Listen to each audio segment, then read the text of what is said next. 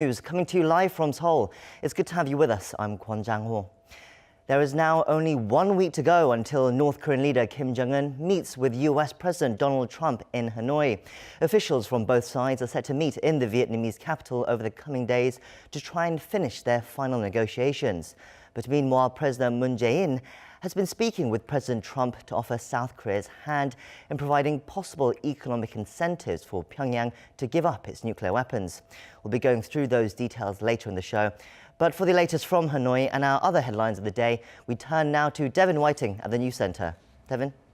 Hi, Jung-ho. The negotiators of North Korea and the U.S. are expected to arrive in the summit host city Hanoi today. According to Seoul-based YTN, Pyongyang's special representative on U.S. affairs, Kim Hyuk-cha, is expected to board a plane from Beijing to Hanoi in about 30 minutes, putting him in the Vietnamese capital Wednesday evening. The U.S. State Department also said Stephen Biegun, Washington's special representative for North Korea, was already on his way to Hanoi Tuesday afternoon. There is no direct flight from Washington to Hanoi, so Biegun is expected to transfer in either Tokyo, Beijing, or Hong Kong. It's hard to say when he'll arrive, but U.S. officials were seen at the VIP terminal in Hanoi's Noi Bai International Airport from early Wednesday morning, prompting speculation that Biegun could also arrive today. So the world will be watching Hanoi next week ahead of and during the Kim-Trump summit. Many Vietnamese are proud to be hosting such an important meeting. Why, though, did North Korea and the U.S. choose Vietnam, and what lessons could the country have for the North? Oh Jung-hee has this report. Vietnam is geographically close enough to North Korea that the North Korean leader can fly there. And it has diplomatic ties with both Pyongyang and Washington. These are the reasons why the Southeast Asian country was chosen as the venue for the second Kim-Trump summit. But there is another reason why Hanoi was an attractive choice. The U.S.-Vietnam history plays a part here. Vietnam and the U.S. fought in a war from 1965 until 1975. But their hostile relations came to an end as they established diplomatic relations in 1995, 10 years after Vietnam started its Doi Moi economic reforms. In 2000, Vietnam and the U.S. signed a bilateral trade agreement which expanded Hanoi's overseas trade. Hanoi succeeded in developing a free market economy while keeping a single-party communist system. Hanoi has been willing to share its development experience with North Korea, and Pyongyang sent its foreign minister last year to study the Vietnamese model. Meanwhile, U.S. Secretary of State Mike Pompeo had said that Pyongyang could replicate Hanoi's path to normal relations with the U.S. and to prosperity. Kim and Trump's choice of Vietnam shows that they're willing to end their hostilities and start a new relationship. But more importantly, Trump is making another promise that once Pyongyang follows through on its commitment to denuclearize, what's to come next is the economic bright future that Kim Jong-un desires. Kim's aim of developing the North's economy could be even more evident during his state visit to Vietnam, where he'll be touring key industrial facilities near the capital while strengthening relations with the Vietnamese government.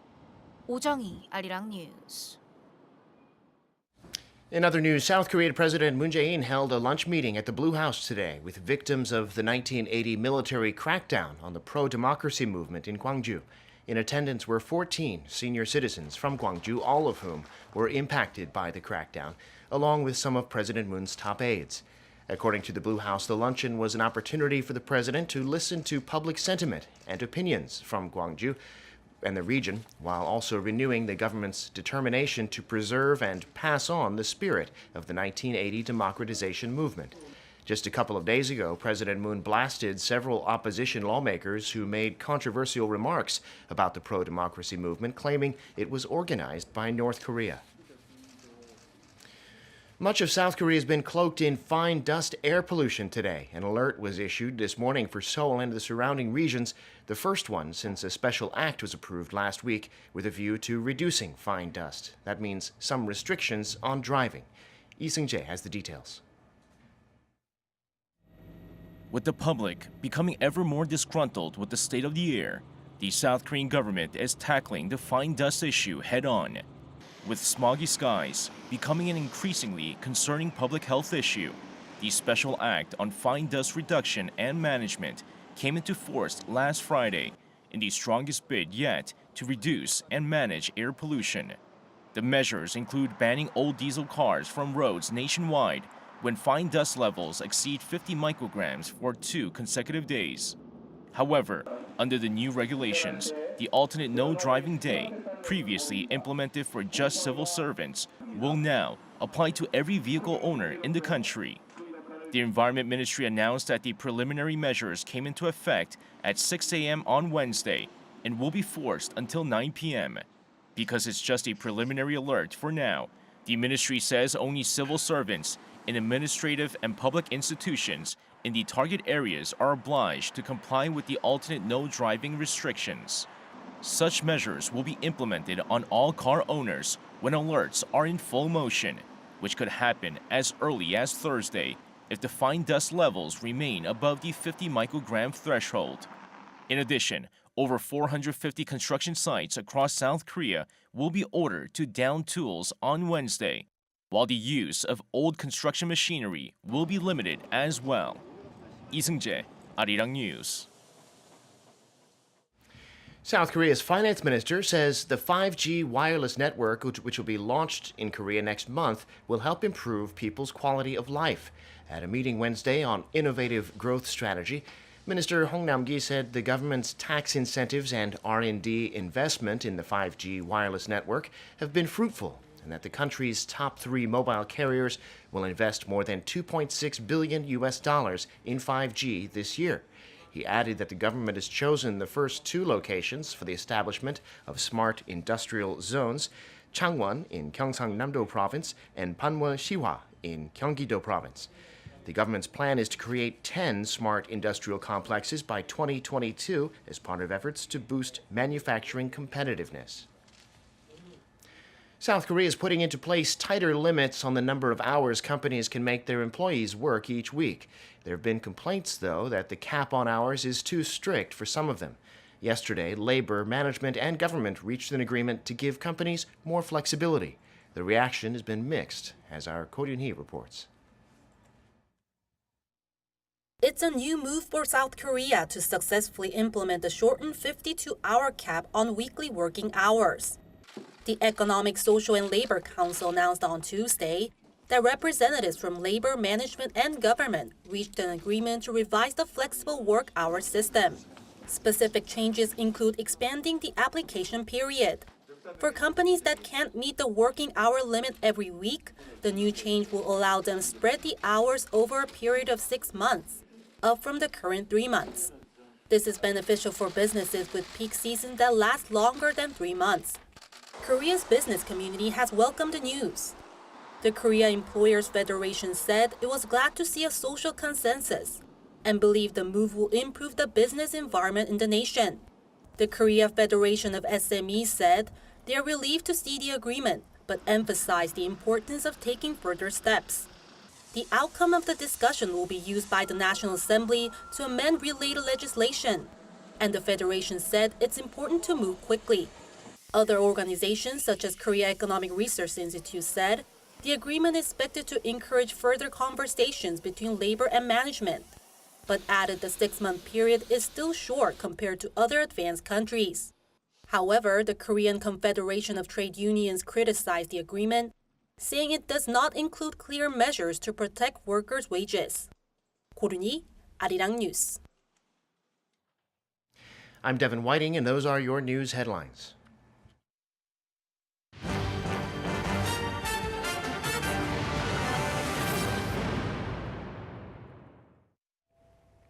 With a week to go before the second high-stakes summit between the leaders of North Korea and the U.S., President Moon Jae-in spoke with President Trump on the phone, saying that South Korea is ready for further inter-Korean exchanges with Pyongyang if it will help towards denuclearizing the regime. Our Blue House correspondent Shin Se-min has this report.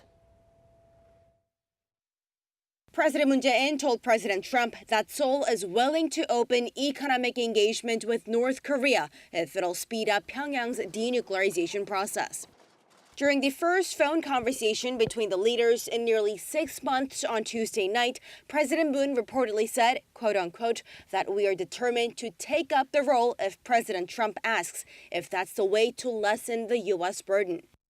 South Korea's top office hinted that Seoul and Washington will share the pursuit of joint inter-Korean projects, something it'll have to begin with sanctions removal as a corresponding measure to Pyongyang's progress on denuclearization.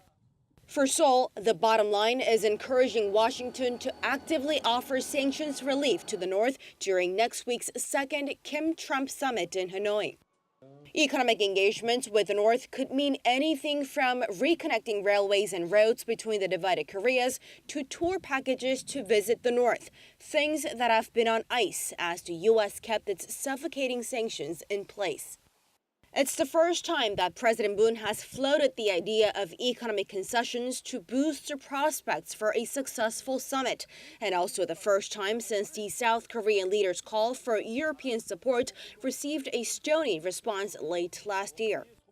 A matter of hours after the phone conversation, President Trump told reporters in the Oval Office about the North's economic potential if it chooses the right path. I really believe that North Korea can be a tremendous economic power when this is solved. Their location between Russia, China, and South Korea is unbelievable. Expressing high hopes for the summit, President Trump said he's in no rush to denuclearize North Korea, although he's ultimately aiming for it. He also noted that he isn't overly concerned about the current situation as the regime isn't testing nuclear bombs or launching missiles, and sanctions will remain in place until there's tangible progress. Counting down to another historic summit between Kim and Trump, the leaders of South Korea and the U.S. pledged to stay in close touch before and after the Hanoi meeting, perhaps even arranging another sit-down between the allies in the near future. Shin Se-min, Arirang News. Now to look further at these latest developments, we have with us Dr. Woo Jung-yup, a research fellow at the Sejong Institute. It's good to have you back on the show. My pleasure. So President Moon spoke with Trump on the phone, and according to the Blue House readout, he emphasized South Korea's willingness for inter-Korean cooperation in order to encourage North Korea's denuclearization. He even talked about it as a way to lift the burden off the U.S. Now, how would it lift the burden from Trump? So I think President Moon Jae-in is aiming to persuade President Trump in a way that, because we know that President Trump is very keen on the expense issues. So if somehow we can persuade President Trump that South Korea is going to take care of all the expenses, then it might be able to persuade President Trump that he might be easing the sanctions with negotiating with Kim Jong-un next week. So I think that's what President Moon was aiming for when he was talked over the phone with President Trump. But I don't know whether President Moon Jae-in explicitly asked for lifting sanctions, or President Moon emphasized that lifting sanctions could lead to the denuclearization of North Korea, because the readout say that if this kind of economic aid can help the process of denuclearization, South Korea is willing to provide these and these. So I think it is following the principle that President Moon mentioned earlier, that we also following the sanctions until we have enough tangible products about North Korea's denuclearization. So I think that President Moon Jae-in is just sticking to the principle, but at the same time, he's giving the idea to the President Trump that economic project with North Korea might help its denuclearization. You say perhaps he didn't specify about lifting of sanctions, but if President Moon, I mean, one of the things he talked about, he gave a specific example, reportedly, from the Blue House readout that says he talked about the inter-Korean project to reconnect the inter-Korean rail and road projects. Now, he'd have to have some sort of sanctions exemptions for that to go ahead. Would there not need to be? So I think that shows some kind of the problems and obstacles that now we are facing in negotiating with North Korea.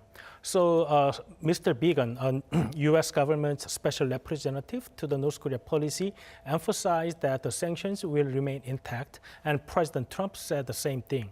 And they are ready to provide some kind of political and diplomatic measures for the North Korea's initiatives on the denuclearization process. However, what North Korea wanted so far is lifting sanctions or easing the sanctions. So now, now President Moon mentioned these economic measures and hinted that these economic measures might help the denuclearization process of North Korea. That means that now it's the important question between two countries in negotiation next week. So now our government is emphasizing the element of economic side for the negotiation next week.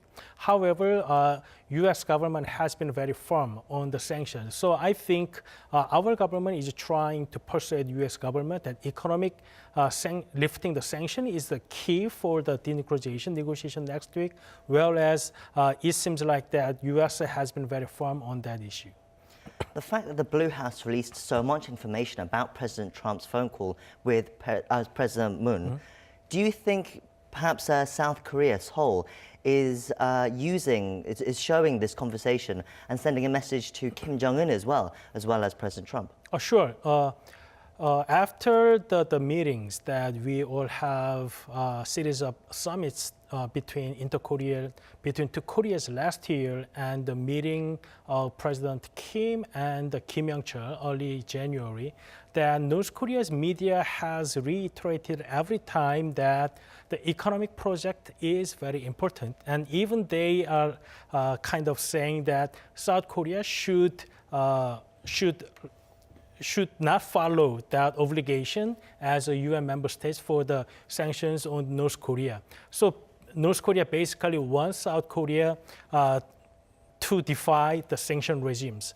So South Korean government should show some kind of message to the North Korea that South Korean government is trying to give some kind of economic benefits to North Korea, but at the same time we have obligations to follow the UN sanctions. So since we are not free to provide any economic benefits to North Korea at this stage, by saying these kind of things to President Trump, we send a message to North Korea that we are trying our part. President Moon has been pushing for inter-Korean exchanges ever since he came to office. How much does this next summit between Trump and Kim Jong-un hinge on President Moon's plans for the future as well? So we have observed many cases that even very small things like visiting North Korea for the railroad survey or the survey for the forest issues, it's all about whether it's going to violate the sanctions imposed by the United Nations or the United States government. So I think that it's very important for South Korean government to go ahead with the economic project with North Korea if we have some kind of relief on the sanctions. Because of the international sanctions and the U.S. sanctions, there is not much room for South Korean government to go ahead with the economic project with North Korea. So I think that South Korean government has very high hope that the summit next week is going to produce some kind of tangible result that will also ultimately lead to some kind of sanctions relief by which the South Korean government can proceed economic project with North Korea. Now that President Moon has perhaps suggested these ideas to President Trump, how actively do you think President Trump will push this card that President Moon has offered? I mean, do you not think Kim Jong-un would want the U.S. to offer their own incentives in the negotiations next week? So now the U.S. government official position is that sanction is going to remain intact until the North Korea's full denuclearization. And it looks like the U.S. government is willing to provide some kind of political or diplomatic measures to correspond to North Korea's denuclearization measures. But it looks like that what North Korea wants at this stage is easing the sanctions or lifting sanctions. That means that President Trump, it all depends on the bilateral dialogue, bilateral dialogue between Trump and Kim, because at the working level, it doesn't look like that Mr. Biden has a mandate to talk about the sanction issues at this stage. So I think that the only way that North Korea can get some kind of relief on the sanction is at the stage between Trump and Kim next week, between their direct talks. So I think that we have less process with the working level talks next week, and North Korea is going to put much higher bet on the President Trump's direct negotiation. But Trump himself, he seems to be tempering expectations. I mean, he's saying that there's no rush. He sees no rush to see North Korea's denuclearization, and that there is no pressing time schedule as long as North Korea does not conduct any more nuclear or missile tests. So what does this suggest for next week then? So there are two elements with regard to these issues. The first, that who reports to President Trump these days, right? Stephen Biegun just came back from Pyongyang and report the result to the President Trump. And apparently there's no real progress with his counterpart, the Ambassador Kim Young-chul in Pyongyang. That would give some kind of negative impression to President Trump that he is not going to have a much more tangible result compared to the Singapore summit. And second, if President Trump is almost surrounded by negative views in Washington, especially from the Democrats' Congress House in the U.S. Congress, that it does not give much freedom for President Trump to give much sanctions relief to North Korea at this stage. So I think that is why President Trump shows much prudent image to the public that he's very slowly approaching this issue at this time. If I bring it back to the inter-Korean exchanges as well, I mean, even if these talks, I think next week, the summit with President Trump and Kim Jong-un does not necessarily go great, we still expect some sort of progress towards their relations, do we not? And therefore, do you think that will give green light to more inter-Korean exchanges of some kind, at least anyway? So I think it's not that realistic to expect a very high or much progress made at the summit next week. However, since unless the product of the next week is not going to prohibit the further process of the denuclearization of North Korea, I think we should welcome any progress made by the summit next week. And finally, Trump's point man on North Korea, Stephen Biegun, as you mentioned, he is supposed to arrive in Hanoi and then meet with Kim Young-chul, his North Korean counterpart, to finalize the details for this summit next week. I mean, but they've only got a week left, and there still seems to be a lot to do. I mean, what will they be able to do? So they have to make the draft for the joint statement for the two leaders. However, I think so much part of the draft would be left blank, because within this limited time frame, that I don't think that the two working level negotiators not be able to make much progress on the bigger issues. So they are going to work on some of the minor issues, such that